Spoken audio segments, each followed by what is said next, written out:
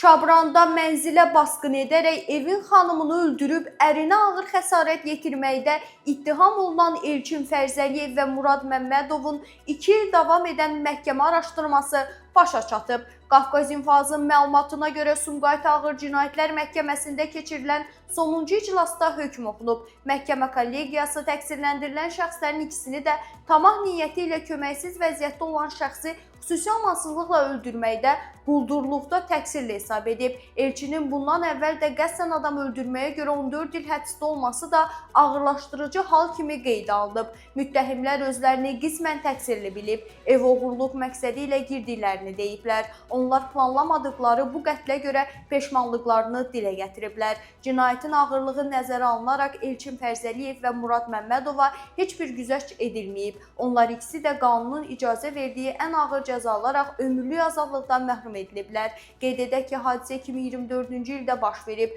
43 yaşlı Elçin Fərzəliyev və 48 yaşlı Murad Məmmədov Şabran şəhərində yaşayış evlərinin birinə basqın ediblər. Hadisə vaxtı onlar dəmir predmetlə mismar çıxaran vasitə ilə xəsarətlər yetirməklə 54 yaşlı Gülnarə Hüseynovanı qəsdən öldürüb, onun əri 56 yaşlı Arif Hüseynova xəsarət yetiriblər.